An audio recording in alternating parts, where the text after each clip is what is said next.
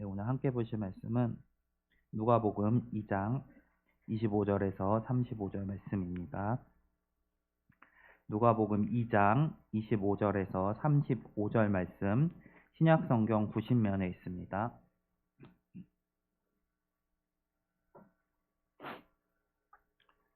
한 절씩 교독하도록 하겠습니다. 제가 먼저 25절 읽겠습니다. 예루살렘에 시므온이라 하는 사람이 있으니 이 사람은 의롭고 경건하여 이스라엘의 위로를 기다리는 자라. 성령이 그 위에 계시더라.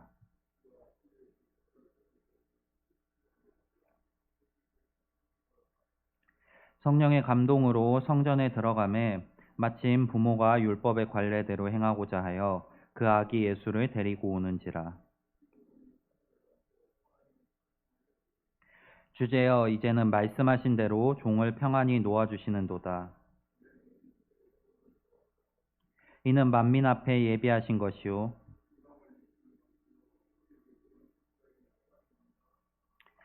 그의 부모가 그에 대한 말들을 놀랍게 여기더라.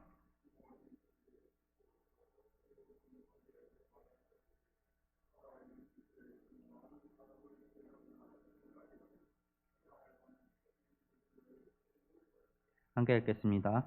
또 칼이 내 마음을 찌르듯 하리니 이는 여러 사람의 마음의 생각을 드러내려 함이니라 하더라. 아멘.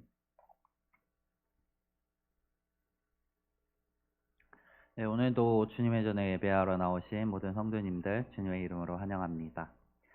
벌써 2021년이 열흘밖에 남지 않았습니다. 이 열흘 남은 기간 동안에 하나님의 은혜를 풍성히 누리시는 우리 성도님들 되시기 바랍니다. 이제 이틀, 3일 뒤면은 성탄절이 다가왔습니다.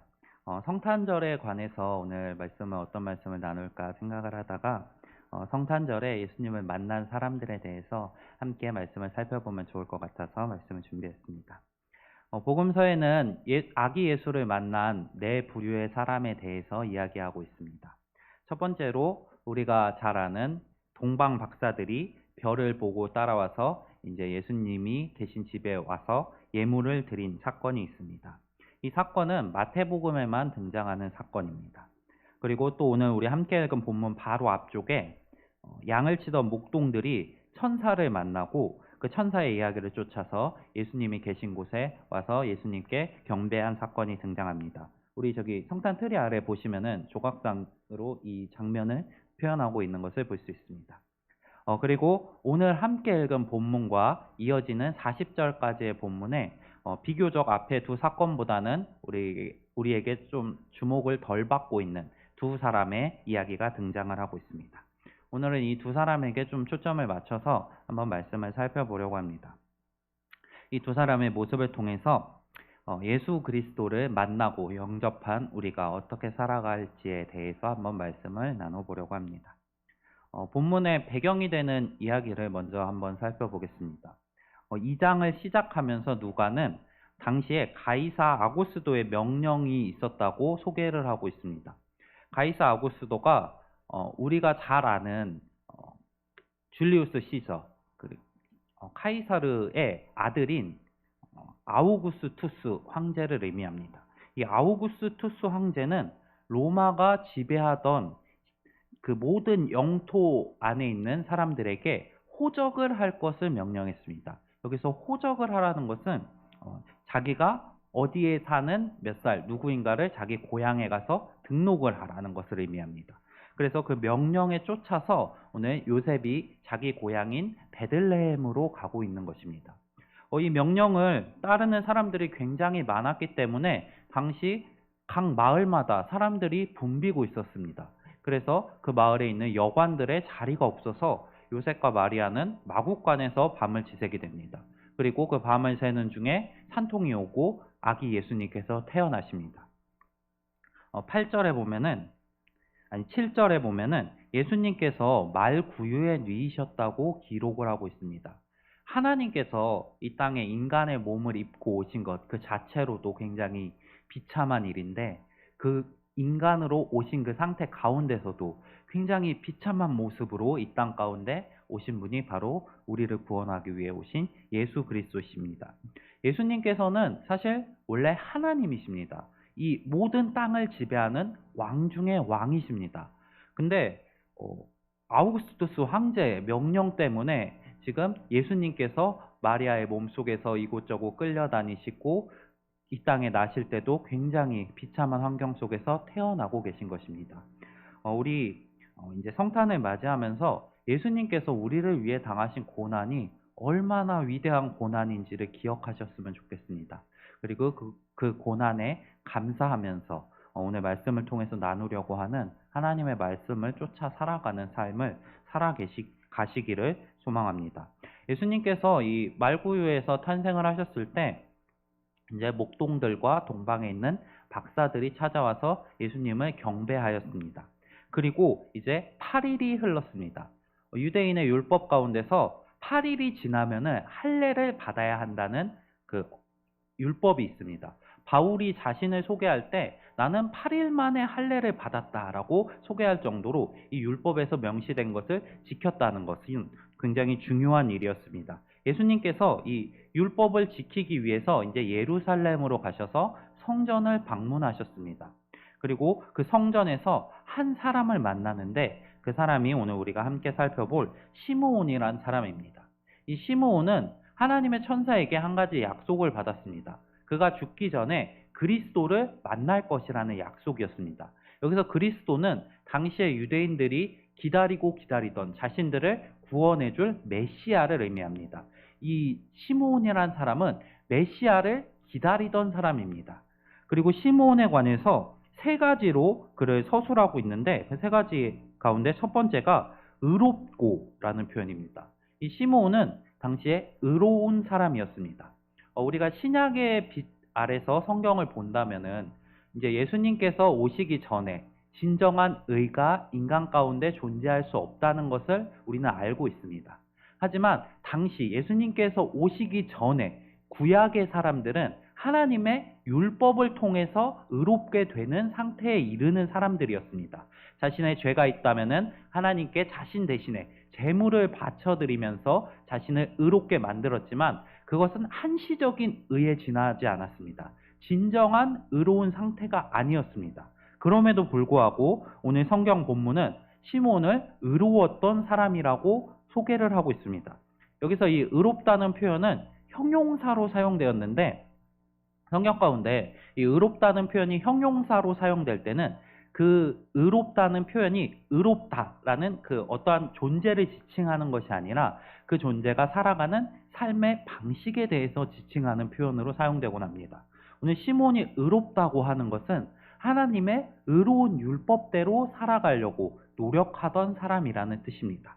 그리고 이어서 경건하여라고 기록을 하고 있습니다. 시몬을 경건한 사람이라고 표현하는 이 단어는 성경에 헬라어로 기록되어 있는데 이 헬라어 단어가 두 가지 단어의 합성어입니다. 이 경건이란 헬라어 단어 유세베이아는 유라는 단어와 세베이아라는 단어의 합성어입니다. 이 유라는 단어는 좋다라는 좋은 것이라는 뜻입니다. 그리고 뒤에 붙은 세베이아는 존경하다라는 뜻으로 사용됩니다. 그래서 이 단어를 두 개를 합쳐서 경건이라는 뜻은 존경을 받을 만한 행동이라고 당시에 헬라인들은 사용하고 있었습니다.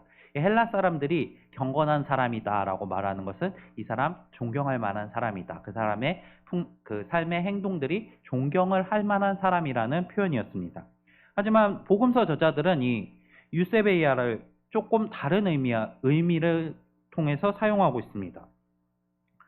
바울은 디모데전서에서 이 경건이라는 단어 유세베이아를 굉장히 많이 사용하고 있는데 바울은 이 표현을 통해서 예수 그리스도의 삶의 모습을 표현하고 있습니다. 디모데전서 3장 16절에 이렇게 기록하고 있습니다. 크도다 경건의 비밀이여 그렇지 않다 하느니 없도다. 그는 육신으로 나타내신 바 되시고 영으로 의롭다 하심을 받으시고 천사들에게 보이시고 만국에서 전파되시고 세상에서 믿음 바 되시고 영광 가운데서 올려지셨느니라. 예수님의 전 생애를 말하면서 경건의 비밀에 대해서 이야기하고 있는 것입니다. 이 경건의 비밀이 크다고 바울이 선포를 하고 있는 것입니다. 예수님의 삶의 모습, 삶의 방식이 곧 경건이었다는 말입니다. 그리고 이어지는 디모데전서 6장 3절에서 5절 말씀에서는 이제 이 경건의 모습을 이 세상에 사는 사람들의 삶의 방식과 대조시키면서 우리가 이 경건한 삶의 모습으로 살아가야 한다고 가르치고 있습니다. 디모데전서 6장 3절에서 5절 말씀입니다. 누구든지 다른 교훈을 하며 바른 말, 곧 우리 주 예수 그리스도의 말씀과 경건에 관한 교훈을 따르지 아니하면 그는 교만하여 아무것도 알지 못하고 변론과 언쟁을 좋아하는 자니 이로써 투기와 분쟁과 비방과 악한 생각이 나며 마음이 부패하여지고 진리를 잃어버려 경건을 이익의 방도로 생각하는 자들의 다툼이 일어나느니라. 이어서 바울은 이제 경건하지 못한 사람들의 삶, 이 세상의 이익을 쫓는 사람들의 삶에 대해서 이야기하고 또 우리가 그러한 삶을 살아가지 말고 하나님께서 그리스도를 통해서 우리에게 보여주신 경건의 모습으로 살아가라고 조언을 하고 있습니다. 바울뿐만 아니라 베드로 역시 비슷한 뜻으로 경건에 대해서 사용하고 있습니다. 베드로후서 1장 3절에 보면 이렇게 기록합니다. 그의 신기한 능력으로 생명과 경건에 속한 모든 것을 우리에게 주셨으니 이는 자기의 영광과 덕으로서 우리를 부르신 이를 알므로 말미암음이라. 예수님께서 그 삶의 모습, 경건을 우리에게 주셨는데 그 주신 이유가 우리가 그리스도, 우리를 부르신 이를 알므로 말미암았다고 기록하고 있습니다. 그리고 그 경건을 우리에게 주신 목적에 대해서 이어지는 4절에서 이렇게 기록합니다. 이로써 그 보배롭고 지극히 큰 약속을 우리에게 주사 이 약속으로 말미암아 너희가 정욕 때문에 세상에서 썩어질 것을 피하여 신성한 성품에 참여하는 자가 되게 하려 하셨느니라. 바울이 말하는 경건은 그리스도에게 속하여서 하나님께서 원하시는 신성한 성품에 우리가 참여하는 삶을 살아가는 것입니다. 이 세상에 썩어질 것을 추구하는 삶이 아니라 하나님께서 우리에게 바라시는 신성한 모습으로 살아가는 것, 그것이 바로 경건한 삶을 의미합니다. 이어서 바울은 그 경건한 삶에 대해서 이렇게 기록합니다. 지식의 절제를, 절제의 인내를, 인내의 경건을, 경건의 형제 우애를, 형제 우애의 사랑을 더하라. 이런 것이 너희에게 있어 흡족한즉 너희로 우리 주 예수 그리스도를 알기에 게으르지 않고 열매 없는 자가 되지 않게 하려니와 이런 것이 없는 자는 맹인이라 멀리 보지 못하고 그의 옛 죄가 깨끗하게 된 것을 잊었느니라. 이제 그리스도를 통하여서 의롭게 되고 또 경건한 삶을 살아가도록 부름받은 사람들은 이제 그 경건한 삶을 살아가야 한다고 말하고 있는 것입니다. 우리가 그렇게 살아가지 않는다면 우리는 열매 맺지 못하는 자가 되고 맹인이 되어 자기 눈앞의 것만을 쫓아서 우리가 이전에 받은 깨끗하게 받은 것을 잊어버리는 자가 되는 것이라고 기록하고 있습니다. 바울과 베드로의 이 경건에 대한 의미를 종합하여 보면은 경건하다는 것은 곧 세상적인 가치를 쫓는 것이 아니라 하나님께서 명령하신 삶의 방식으로 살아가는 것을 의미한다고 볼 수 있습니다. 그래서 시므온의 경우에는 율법의 말씀을 쫓아 살아가는데 열심을 다하는 삶이 바로 경건한 삶이었습니다. 이 의롭고 경건한 시므온은 하나의 서술을 더 받고 있는데 그것은 기다리는 자였다라는 것입니다. 이스라엘의 위로를 기다리는 자였다고 성경은 시므온에 대해서 표현하고 있습니다. 이 시므온은 이스라엘의 위로를 선포하실 메시아를 기다리고 있었던 사람입니다. 이 시므온이 경건한 삶, 의로운 삶을 지속적으로 살아갔던 이유는 이제 하나님께서 우리를 버리시고 이 로마의 압제 가운데 내버려 두신 것이 아니라 우리를 구원하실 메시아를 보내실 것이라는 그 약속과 기대를 믿고 경건한 삶의 모습으로 하나님 앞에 합당한 삶을 살아가고 있었던 것입니다. 이 시므온에게 결국 오늘 우리가 함께 읽은 본문 말씀 가운데서 볼 수 있듯이 예수님을 만나는 축복이 주어지게 됩니다. 예수님을 만난 시므온은 감격하여서 이렇게 표현하고 있습니다. 주제여 이제는 말씀하신 대로 종을 평안히 놓아주시는도다. 내 눈이 주의 구원을 보았사오니 이는 만민 앞에 예비하신 것이요 이방을 비추는 빛이요 주의 백성 이스라엘의 영광이니이다. 이제 시므온은 자신이 기다리던 메시아, 하나님께서 이 땅에 구원을 선포하기 위하여 보내신 그리스도 예수를 만나게 되었고 그것을 감격하여서 선포하고 있는 것입니다. 당시 이 할례 의식을 행할 때 굉장히 많은 사람이 주변에 있었을 것입니다. 그 같은 날 예수님과 같은 날 태어난 많은 사람들이 할례를 받기 위해 성전에 왔고 그 성전 가운데 할례를 주관하는 사람들과 할례를 받기 위해 모인 사람들 또 성전을 섬기던 사람들이 많이 존재했을 것입니다. 이 많은 사람들이 보고 있는 가운데서 내가 기다리던 메시아가 바로 이분 예수 그리스도라는 것을 담대하게 선포하고 있는 것입니다. 이 시므온의 선포를 주변에 많은 사람들이 보았을 것입니다. 근데 그것을 본 사람들의 반응은 성경 가운데 기록되어 있지 않고 딱 한 사람만이 그 시므온의 고백에 대해서 반응을 하고 있습니다. 그게 우리가 이어서 살펴본 예수님을 만난 네 번째 사람 안나입니다. 이 안나는 이어지는 36절부터 40절 말씀 가운데 어떤 사람인지에 대해서 설명을 하고 있는데 이 안나는 아셀 지파 바누엘의 딸이라고 기록을 하고 있습니다. 근데 이 안나의 삶을 보면은 굉장히 비참한 삶을 살았습니다. 안나는 결혼한 지 7년 만에 남편을 잃어버리고 과부로 살았습니다. 그리고 이제 과부로 살면서 성전에 와서 성전에서 거하게 되는데 이 안나는 낮과 밤마다 금식하면서 기도하기에 힘썼습니다. 그리고 이 안나에 대해서 성경은 기록하고 있지 않지만 이 안나는 자식들이 없었을 것으로 예상됩니다.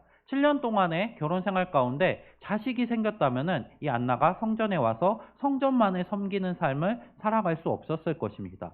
이 안나는 자식의 축복도 받지 못하고 남편도 잃어버리고 굉장히 비참한 모습으로 삶을 살아가고 있는 것입니다. 이 안나가 또 이어지는 성전을 섬기는 생활 가운데서도 자식을 낳을 수 없었을 것입니다. 이스라엘에서 과부가 누군가 다른 사람의 아이를 가진다면은 그것은 율법으로 돌로 쳐서 죽임을 당하는 벌을 받아야 하는 상태였습니다. 그리고 안나가 다른 사람과 재혼했다는 기록도 없고 이 안나는 계속해서 남편과 결혼하고 한 20살쯤에 결혼했다고 치면은 7년 이후에 남편을 잃었으니까 27살 그 이후에 몇 년 안에 성전에 들어와서 섬기고 있었고 오늘 본문 말씀 가운데서는 안나가 84세라고 기록을 하고 있습니다. 그러니까 거의 50년 넘도록 성전에서 밤낮 금식하면서 기도하기만 힘쓰고 있었던 사람이 바로 이 안나입니다. 자식도 없고 남편도 잃어버린 이 비참한 여인. 근데 이 재밌는 것은 이 안나가 이름이 안나라는 것입니다. 이 안나라는 이름은 히브리어 한나에서 유래된 이름인데 이 한나는 은혜, 은총이라는 뜻입니다. 이름은 은혜와 은총인데 이 안나의 삶의 모습 가운데는 은혜와 은총을 찾아볼 수 없는 비참한 삶을 살고 있는 것입니다. 이 안나는 근데 마지막에 굉장히 큰 은혜와 은총을 입었습니다. 바로 예수 그리스도를 만나고 그가 그리스도라는 것을 증언할 수 있는 은총을 받은 것입니다. 이 안나가 50여 년의 세월 가운데 성전을 섬기며 밤낮 기도하면서 기다린 그 메시아를 직접 만나고 그분이 메시아라는 것을 다시 한번 자신의 입으로 고백하고 증언할 수 있는 은혜를 받게 된 것입니다. 이 안나가 한 일은 시므온이 예수님에 대해서 이분이 우리를 구원할 메시아다라는 그 말을 다시 한번 확증해 주는 역할을 하는 것이었습니다. 이 안나에 대해서 또 한 가지 기록하고 있는 것은 안나가 선지자였다는 것입니다. 그리고 안나는 성전에서 50년 동안 섬기면서 기도하고 금식하고 경건한 생활에 힘쓰던 사람이라는 것입니다. 주변 사람들에게 안나는 굉장히 믿을 만한 사람, 신실한 사람이었습니다.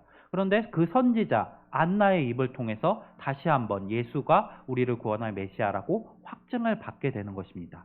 예수님께서는 시므온과 안나를 통해서 기다림을 받으셨고 그들의 삶을 통해서 그들의 전 생애를 통해서 기다림을 받은 그 메시아셨고 그 메시아는 이제 그 시몬과 안나를 만나게 되었고 이 시몬과 안나는 그 메시아를 만난 감격에 자신들의 입으로 이분이 바로 우리를 구원할 메시아라고 고백하고 있는 것입니다. 이 둘의 모습을 보면은 이 둘은 경건하고 의롭고 하나님께 모든 것을 드리는 삶을 살아가고 있었습니다. 이들이 이러한 삶을 살았던 이유는 자신들에게 약속하신 메시아가 있었기 때문입니다. 그리고 그 메시아를 만난 이후에 이들의 삶은 동일하게 경건한 삶을 살아갔을 것입니다. 이들이 그토록 기다리던 메시아를 하나님께 응답으로써 받고 만났다는 것은 그들의 삶 가운데 내가 그동안 살아왔던 것이 헛되지 않고 바른 길이었다는 것을 확신하는 일이었을 것이고, 그들은 그동안 살아왔던 것처럼 의롭고 경건하고 신실하게 하나님의 말씀을 지키고 그 율법 아래 거하는 삶을 살아갔을 것입니다. 이들이 기다리고 예수님을 만나는 것, 그것이 우리와 무슨 관계가 있을까요? 우리 역시 예수님을 기다리고 또한 예수님을 만난 사람들입니다. 흔히들 우리가 자신의 신앙을 고백할 때 나는 예수님을 나의 구주, 나의 하나님으로 영접하였습니다 라고 고백을 하곤 합니다. 이 영접이란 표현은 받아들이다 라는 표현입니다. 우리는 우리 안에 예수 그리스도를 받아들임으로, 예수 그리스도를 나의 하나님, 나의 구주로 영접하고 믿음으로 예수 그리스도를 만난 사람들입니다. 우리가 본문에 등장하는 시므온과 안나처럼 예수님을 만난 사람들이라는 것을 기억하셨으면 좋겠습니다. 그리고 동시에 우리는 예수 그리스도를 기다리는 사람들입니다. 예수님께서는 이 땅에 오셔서 우리를 죄에서 구원해 주시는 사역을 감당하셨습니다. 그리고 하늘로 다시 하나님의 보좌 옆으로 올라가셨다가 다시 최후의 심판날에 오시겠다고 우리에게 약속하셨습니다. 우리는 하나님의 약속, 예수 그리스도의 약속을 받고 다시 오실 예수님을 기다리는 사람들입니다. 우리가 예수님을 기다리는 사람이고 또 예수님을 만난 사람들이라면은 우리는 우리의 삶의 모습이 이 세상 사람들과는 달라야 할 것입니다. 앞서 살펴보았던 서신서와 베드로 후서에서 사도들은 그리스도를 만나고 그리스도를 믿는 그 무리들에게 예수 그리스도의 말씀과 경건의 교훈을 따라가는 삶을 살라고 조언하고 있습니다. 우리 성도님들이 그 경건의 교훈을 따라가는 삶, 예수님의 삶을 따라가는 삶을 살아가시기를 간절히 소망합니다. 우리가 세상의 가치보다, 세상의 이익보다 그것을 예수님을 따라 살아가는 삶을 더 좋은 것이라고 여기고 선택하고 살아가는 사람들이 되기를 소망합니다. 앞서 제가 경건에 대해서 살펴보면서 이야기 드렸던 유세베이아는 또 다른 뜻을 가지고 있습니다. 이 유라는 뜻은 앞에 말씀드린 것처럼 좋다라는 뜻을 가지고 있는데 뒤에 따라붙은 세베이아라는 단어의 뜻은 또 다른 뜻도 갖고 있습니다. 선택하다라는 뜻 역시 가지고 있습니다. 우리는 더 좋은 것을 선택한 사람들입니다. 그리고 그 더 좋은 것을 선택했다는 이 의미가 바울과 베드로가 말하는 경건의 삶을 선택한 우리에게는 더 와닿는 뜻일 것입니다. 우리는 이 세상의 가치, 자신의 이익을 쫓아 살아가는 것이 아니라 하나님께서 우리에게 주신 것, 구원의 삶, 의로운 삶을 따라가는 것, 그것이 바로 경건의 모습입니다. 우리 대남의 모든 성도님들이 경건을 택하고 세상의 가치를 놓아버리는 삶을 살아가시기를 간절히 소망합니다. 제가 학부를 다닐 때 굉장히 인상 깊게 본 영화가 하나 있습니다. 그 영화의 이야기를 잠깐 하고서 말씀을 마무리하려고 합니다. 이 영화는 짐 엘리엇이라는 사람을 주인공으로 만들어진 영화인데, 이 짐 엘리엇은 시카고에 있는 명문 대학인 휘튼 대학을 수석으로 졸업한 굉장히 뛰어난 인재였습니다.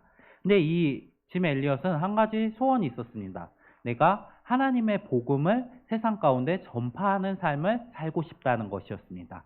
그래서 그는 남미 아마존 유역에 있는 그 에콰도르에 선교사로 지원을 했습니다. 그리고 열심히 그 교육을 감당했고 4명의 동료와 함께 그 에콰도르에 살고 있는 아우카 부족이라는 부족을 찾아서 복음의 말씀을 전하기 위해서 찾아갔습니다.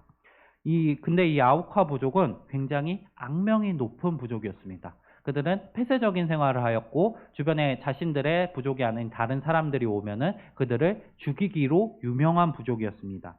이 짐 엘리엇과 다른 동료들은 그 에콰도르에 선교를 하러 하나님의 복음을 들고 갔지만, 그리고 굉장히 열심히 그 선교사 교육을 받았지만 그들은 그 복음을 전해 보지도 못하고 그 부족들에게 죽임을 당하게 되었습니다.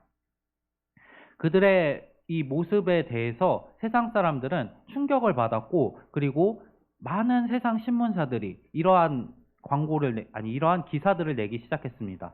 저기 남미 에콰도르에 가갖고 5명의 젊은이가 불필요하게 희생당했다라고 기사들을 내기 시작했습니다. 세상 사람들은 그들의 희생을 불필요하다라고 표현하고 있었습니다. 그때 그의 아내 그 엘리자베스가 이렇게 말을 했습니다. 말씀을 삼가십시오. 낭비라니요.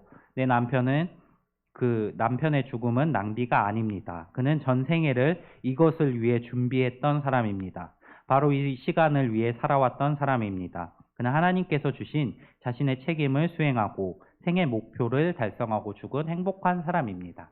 이 아내 엘리자베스는 그리고 이제 간호학교에 들어가서 간호사 수업을 받고 이제 자신의 남편이 순교했던 그 부족을 다시 찾아갔습니다. 근데 이 아우카 부족은 남자만 죽이는 풍습이 있었습니다. 여자들은 죽이지 않고 자신의 부족 가운데 들어올 수 있게 해줬습니다. 이 엘리자베스는 그곳에서 5년 동안 생활하면서 자신의 남편이 전하지 못했던 복음을 다시 한번 그 부족에게 전하는 삶을 살아갔습니다. 그리고 이후 아우카 부족을 떠나면서 아우카 부족 추장이 당신이 왜 여기 와서 이렇게 살고 있습니까? 왜 우리를 위해 이렇게 수고하고 있습니까? 라고 묻자, 나는 당신이 5년 전에 죽었던 남자의 아내입니다. 나는 그 남편이 당신들을 위해 들고 왔던 당신들에게 전하기 위해 왔던 그 사랑을 전하기 위해 이곳에 왔습니다. 그리고 이후에 수십 년이 지나자 그 마을에는 수많은 교회들이 세워졌습니다. 그리고 그 마을에는 이제 그 교회 가운데 하나는 짐 엘리엇의 아들이 교회에서 섬기게 되었습니다. 이 영화 가운데 짐 엘리엇의 일기장에서 이런 표현이 있었다고 합니다. 내가 가질 수 없는 것을 위해 죄송합니다. 잃어버릴 수 없는 것을 얻기 위해서 내가 지킬 수 없는 것을 버리는 자는 결코 어리석은 자가 아니다. 라고 이제 선교를 준비하면서 선교 과정 가운데 두려움에 대해서 막 적기도 하고 하면서 이러한 표현을 사용했다고 합니다. 영화에서는 이 표현을 이렇게 번역해서 자막으로 나왔습니다. 영원한 것을 위해 영원하지 않은 것을 버리는 것은 어리석은 일이 아니다. 여기서 짐 엘리엇이 말했던 잃어버릴 수 없는 것은 우리가 받은 하나님께서 우리를 사랑하시기에 베풀어 주신 영원한 삶입니다. 그리고 그 영원한 삶으로 인해서 우리가 살아가야 할 삶의 방식입니다. 그리고 지킬 수 없는 것, 우리에게 필요가 없는 것은 이 세상의 가치, 짐 엘리엇에게는 자신의 생명까지도 포함되는 것이었습니다. 우리 성도님들이 이 짐 엘리엇과 또 앞서 제가 말씀드렸던 시므온과 안나가 살아갔던 삶의 방식을 따라가는 삶을 살아가시기를 소망합니다. 우리가 예수 그리스도를 통해서 이미 받은 것, 우리가 하나님께 받은 그 사랑과 은혜는 이제 우리가 이 땅에서 누리고 우리가 즐길 수 있는 그 많은 것들보다 훨씬 더 비교할 수 없는 가치를 가진 것이라는 것을 기억하시면서 하나님이 원하시는 삶, 세상의 것이 아니라 하나님의 말씀을 따라가는 삶, 경건한 삶을 살아가시기를 소망합니다. 우리는 예수님을 만나고 또 예수님을 기다리는 사람들입니다. 우리 성도님들이 예수님을 만나고 기다리는 사람들답게 그분의 말씀과 가르침을 따라 살아가시기를 간절히 소망합니다. 오늘 말씀 기억하면서 제가 잠시 기도하겠습니다. 사랑이 많으신 하나님 아버지, 우리 그럴 만한 가치가 없지만 그럼에도 불구하고 우리를 사랑하셔서 하나님의 아들 그리스도를 보내주시고 또 우리의 죄를 지고 십자가에 달려 죽으심 너무나 감사드립니다. 주님을 통해서 우리의 죄가 사해졌고 우리가 그 죄사함에 합당하게 살아갈 수 있도록 우리에게 능력으로 함께 하시는 것 또한 감사합니다. 우리가 주님께서 원하시는 경건하고 신실한 삶을 살아가게 주님의 성령으로 인도하여 주시옵소서. 세상의 것을 따라가지 않고 하나님의 것을 쫓아 살아가는 우리 대남의 성도들 되게 하여 주시옵소서. 성탄을 기념하면서 그리스도의 오심과 그리스도의 죽으심을 기억하면서 그 죽음에 합당한 삶을 살아가도록 우리를 인도하여 주시옵소서. 함께 하실 것 믿사오며 예수 그리스도의 이름으로 간절히 기도드립니다. 아멘.